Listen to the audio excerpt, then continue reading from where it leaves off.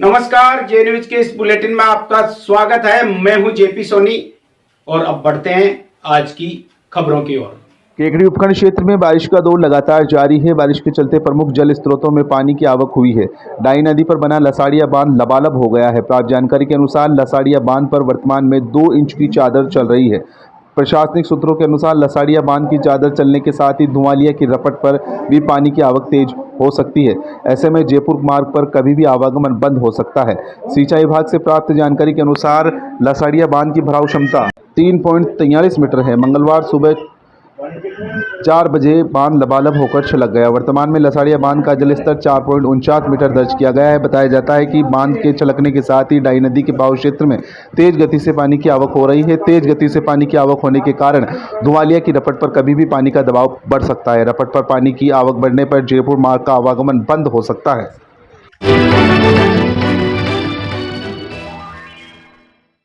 पारसमणि industries पेश करते हैं अंतर्मना ब्रांड शुद्ध मूंगफली फिल्टर तेल व कच्ची घानी सरसों का तेल, जो उपलब्ध है 200 ml, 500 ml, 1 litre, 2 litre, 5 litre व 15 किलो के टिन पैक में।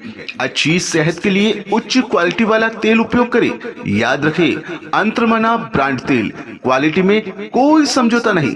पारसमणि इंडस्ट्रीज, बगेरा रोड, केकड़ी। पदम मित्तल 9414421481, पवन मित्तल 9214351965।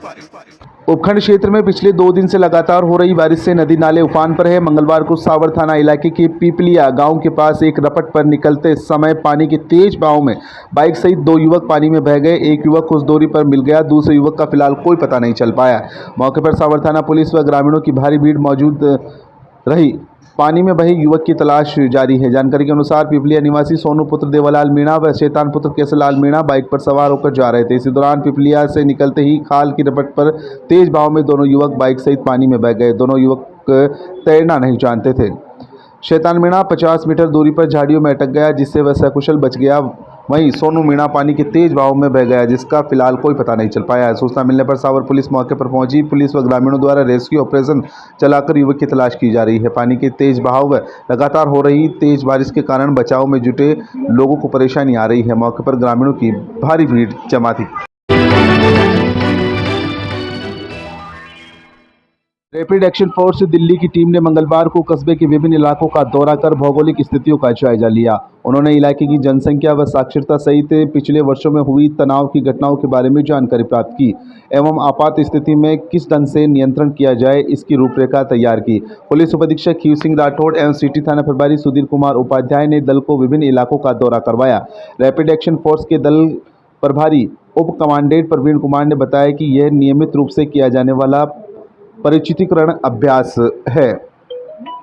ग्रामीण क्षेत्रों का भी अध्ययन किया गया। इसमें कस्बे में होने वाले सांप्रदायिक तनाव के दौरान स्थिति को संभालने के लिए की जाने वाली कवायद का एक्शन प्लान तैयार किया गया है। साथ ही गली मोहल्लों की भौगोलिक बनावट, आबादी का स्वरूप सहित अन्य विषयों पर गहन चर्चा की गई। तनाव के दौरान किस स्तर पर की जा सकती है तथा शांति एवं कानून व्यवस्था बनाए रखने के लिए कौन से उपाय अपनाए जाने चाहिए, इस पर विचार विमर्श किया गया। इसके अलावा रैपिड एक्शन फोर्स की टीम ने ग्रामीण क्षेत्रों का भी अध्ययन किया।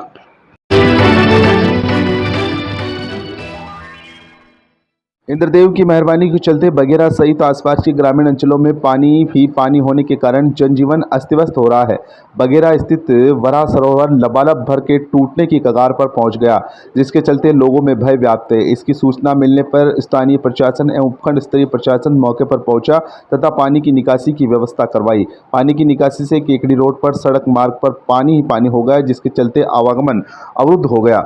उपखंड स्तरीय प्रशासन ने उपखंड अधिकारी विकास कुमार पंचोली, तहसीलदार राहुल पारिक, विकास अधिकारी मधुसूदन रत्नू बगेरा ग्राम में मौके पर पहुंचे तथा हालातों का जायजा लेते हुए स्थानीय प्रशासन तथा सरपंच लालाराम जाट को निर्देश दिए, जहां भी पानी की आवक ज्यादा हो वहां तुरंत पानी की निकासी करवाने की व्यवस्था करवाई जाए। राजकीय उच्च माध्यमिक विद्यालय के पास स्थित बस्ती में घरों में पानी घुस गया, जिससे वहां निवास करने वाले परिवारों को परेशानियों का सामना भी करना पड़ रहा है।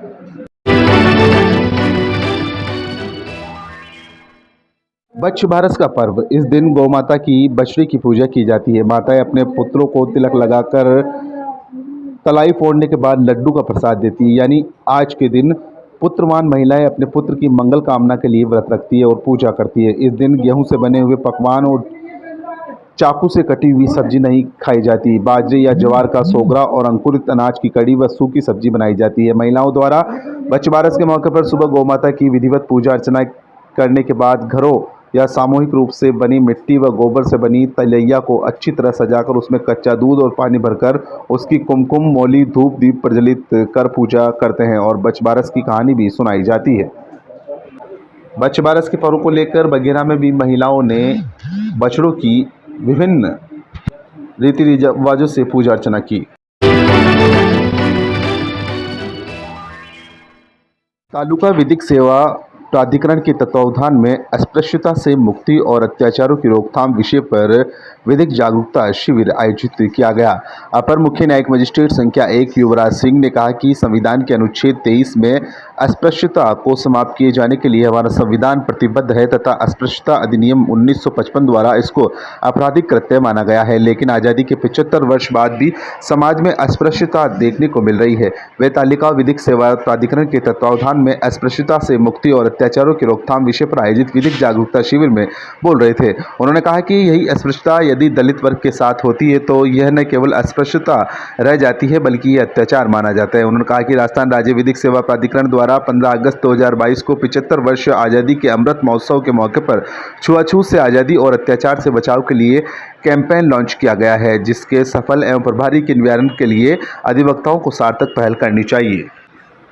अपर मुख्य न्यायिक मजिस्ट्रेट संख्या 2 कविता राणावत ने कहा कि हर व्यक्ति को गरिमा के साथ जीने का अधिकार है, चाहे वह किसी भी जाति अथवा समुदाय का सदस्य हो। न्यायिक मजिस्ट्रेट मर्यादा शर्मा ने कहा कि हमारे देश के संविधान में हम सबको समान माना गया है। आर्टिकल 14 सहित अन्य प्रावधानों में प्रत्येक व्यक्ति को गरिमा से जीने का अधिकार है। जो भी व्यक्ति अस्पृश्यता फैलाता है उसके खिलाफ कठोर कानूनी कार्रवाई करनी चाहिए।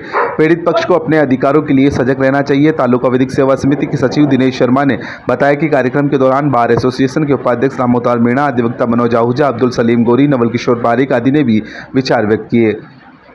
बार एसोसिएशन के अध्यक्ष भूपेंद्र सिंह राठौड़ ने आभार जताया तथा अस्पृश्यता को रोकने की शपथ दिलाई। इस मौके पर बड़ी संख्या में अधिवक्ता मौजूद रहे।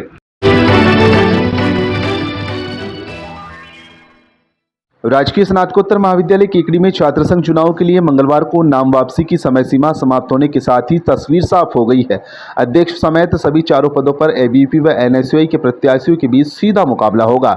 अध्यक्ष पद पर एबीवीपी के ऋषिराज चौधरी एवं एनएसयूआई के ओम प्रकाश यादव, उपाध्यक्ष पद पर एबीवीपी के भूपेंद्र सिंह मीणा व एनएसयूआई के प्रधान चौधरी, महासचिव पद पर एबीवीपी के भानु प्रताप सिंह राजावत व एनएसयूआई के शोभाग गुर्जर एवं संयुक्त सचिव पद पर एबीवीपी की खुशी कुमारी खटीक व एनएसयूआई की अंजलि ओझा के मध्य सीधा मुकाबला होगा। कक्षा प्रतिनिधियों के 25 पदों पर एक भी नामजदगी का पर्चा दाखिल नहीं होने से सभी पद रिक्त घोषित किए गए हैं।